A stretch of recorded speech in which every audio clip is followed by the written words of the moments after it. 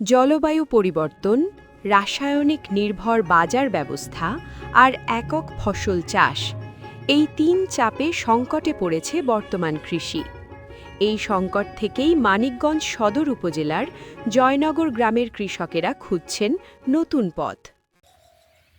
আমরা ভাবতাম যে বাজারে যে জিনিসটাই চলে সেটাই আমরা চাষ করব, কিন্তু আমাদের জমিতে পরীক্ষা করে দেখলাম যে একটা ফসল নষ্ট হলে আমাদের সবগুলোই শেষ হয়ে যায়। এই ভাবনা থেকেই শুরু হয়েছে কৃষক পর্যায়ে প্রায়োগিক ফসলের জাত নির্বাচন গবেষণা।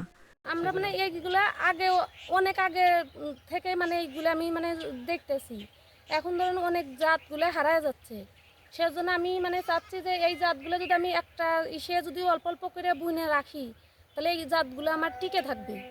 শুধু ফসলের জাত নির্বাচনই নয়, জলবায়ু পরিবর্তনজনিত ঝুঁকি মোকাবেলায় তারা বেছে নিয়েছে অভিনব অভিযোজন কৌশল, যেমন মাটির পাত্রে চারা তৈরি, মিশ্র ফসল চাষ, কাদায় রসুন চাষ, মাটির আর্দ্রতা ধরে রাখার জন্য জৈব মালচিং, কচুরি পাতার স্তূপে সবজি চাষ সহ নানাবিধ পন্থা। এখানে নাড়া দেওয়ার কারণ হচ্ছে মাটিতে যেন কম থাকে বেশি বেশি, এই জন্য নাড়া দিয়ে ঢাইকে দেওয়া হয়েছে। আর এটা কাদায় রোপণ করা হয়েছে, ফলন ভালো হয় এই জন্যে।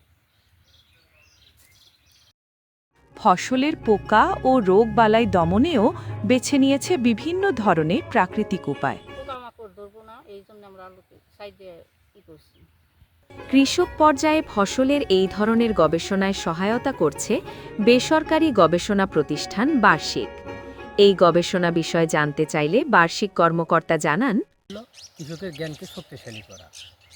তাই এখানে কৃষকদের বীজ সহায়তা, বীজ পর্যবেক্ষণ এবং বীজ যে নির্বাচন করবে সেই বিষয়ে আমরা সহায়তা করে আসছি। এখানে মূলত কৃষকই হলো মূল গবেষক। বর্তমান কৃষিকাজে রয়েছে নানামুখী চ্যালেঞ্জ। অনেক সময়ে আবহাওয়া থাকে প্রতিকূল, বাজারে দেশি জাতের ফসলের ন্যায্য মূল্যের অভাব, তবুও কৃষক আশা ছাড়েনি। তারা মনে করছেন বৈচিত্র্যময় ফসল মানে কম ঝুঁকি, সুস্থ মাটি আর নিরাপদ খাদ্য।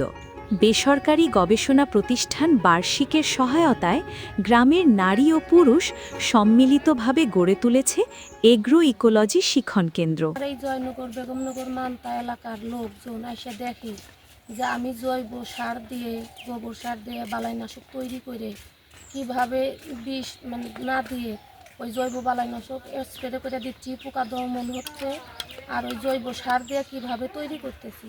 ওই তারা এসে দেখতেছে, দেখে বলতেছে যে আমরাও এইভাবে চাষ করব। আমি এই সংগঠনে তাদের বলি যে বীজ সংরক্ষণ করো, আর আমার থেকেও বীজ আমি তাদের দেই, দেশি জাতীয় বীজ।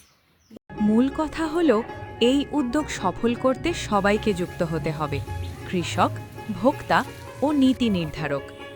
আপনি যখন নিরাপদ খাবার চান, তখন এই কৃষকদের কথাও ভাবুন। টেকসই কৃষির পাশে দাঁড়ান, কারণ ভবিষ্যৎ শুরু হয় মাটির সাথে নতুন করে কথা বলার মধ্য দিয়ে।